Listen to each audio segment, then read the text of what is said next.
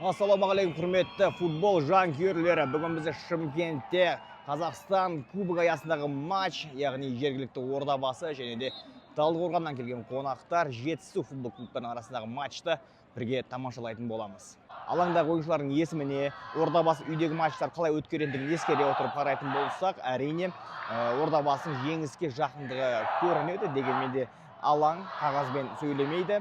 Жетісу өзіне керек кезде керекті нәтижеге қол жеткізе білетін команда, сондықтан да матч барынша қызықты болады деген үміттеміз. Бұрыштаған асырылған пас дегенмен бұл топта қорғаушылар бірінші Ордабасының осылайша алғаш шабуылы бастау алды. Екіншіден Айбан асырылған пас. Малый допта бірінші ортаға тастады, дегенмен бұл допқа таласар ешкім табылған жоқ. Айбан асырылған пас. Митков соққа! Подымский өз орнынан табыла білді. Али Тұрғановтың тамаша пасынан кейін Митков қақпаға соққы бағыттаған, дегенмен соққы Подымскийдің тұрған жерінен келіп табылды. Керемет пас алмасу. Қалмас. Ортаға пас дегенмен бұл жерде қашкен допта бірінші. Жасұлан Әмір қақпашымен бірге беттек келеді. Соққа! Жасұлан Әмір керемет мүмкіндікті мүлт жіберіп отыр. Митков енді міне Жасұлан Әмір XG өте жоғары мүмкіндіктерді бірінен соң бірі жіберуде. Әрине Ордабасы әдеттегідей жылдам гол соғып, ойын өз бақылауына алғысы келді, дегенмен де ол жоспары жүзеге асқан жоқ. Бірақ әрине ойын Ордабасының бақылауында деп айтуға келеді. Ордабасының шабуылдары бірінен соң бірі барған сайын қауіпті болып барады. Және жанкүйерлер де ойынның небәрі 20-шы минутында Ордабасы қайда сенің голдарың деп ұрандатуда, сондықтан да барлығы да голды көруге асығыс. Астанов сол аяғымен бағыттаған соққысы неқа кетті.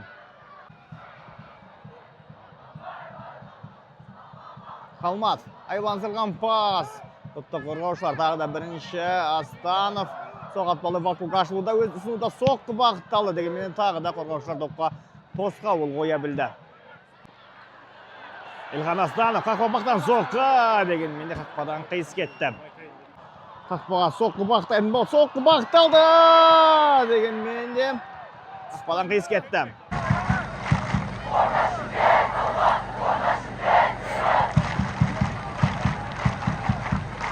Осылайша біз таймның соңына да жеттік. Матчтың алғашқы таймның негізгі уақыты аяқталды. Есеп 0-0.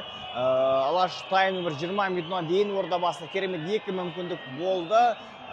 Басында Жетісу да бірнеше тарапты шабуылдар ұйымдастырып көрді. Ал әрі қарай доп тек қана алаңның ортасында төлеп бергенге де, Подымскийге де доп жетер емес. Қос қақпашы да таймның соңғы минуттарында жұмыссыз қалды. Алғашқы тайм өзі осылай аяқталатында секілді.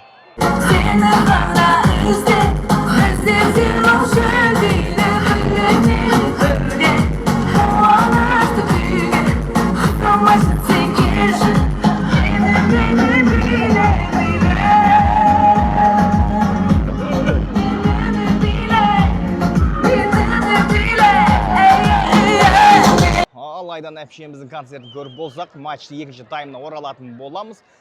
Бірінші таймда бірнеше ғана қауіпті шабуылдардың куәгері болдық. Жетісу өзінің оңай шағылатын жаңғақ емес екендігін алаңда көрсете білді. Ал енді екінші таймда Ордабасы жігіттер кішкене күш салып, жеңіс голын соғады деген үміттеміз. Митков Айбан асырған пас. Абайна допқа елгет соққы! Гол!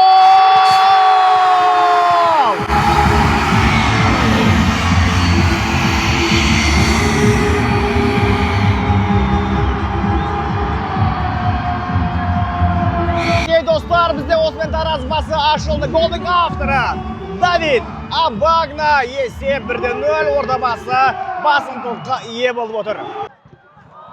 Соққы бағытталды және бұл топқа Митковтың аяғы да басы да жетпеді. Және соққы Әмір! Гол!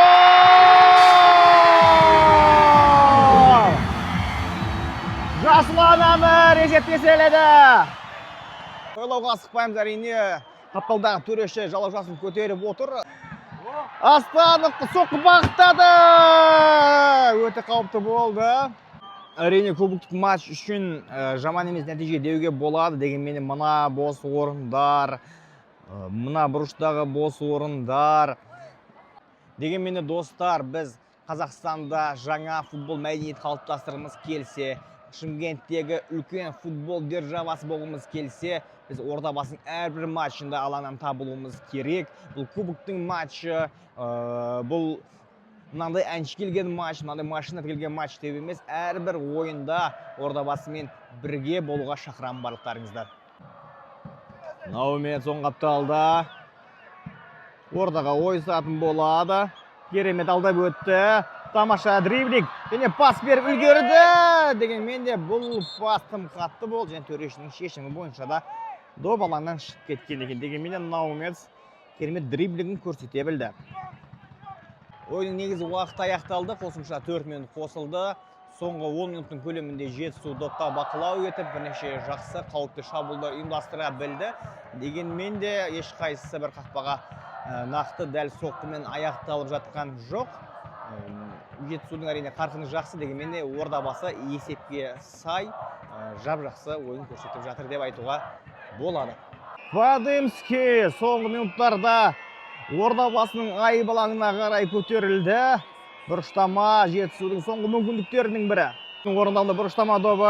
Аймағансырған пас, соққы бағытталды, бірақ қақпадан қиыс кетті.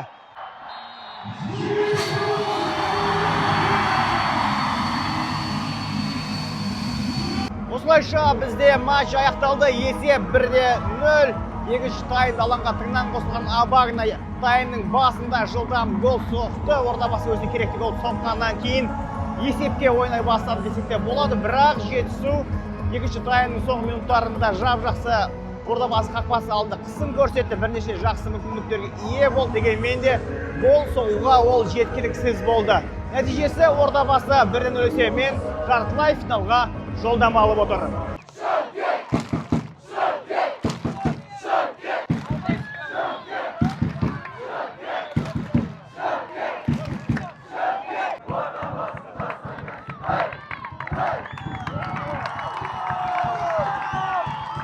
Достар, біздің бүгінгі шығарылым өз мәресіне жетті. Сіздермен бірге болған мен Шыңғыс Қанатұлы, Доп Домалап YouTube арнасы. Арнаға жазылып пікір қалдырып кетіңіздер.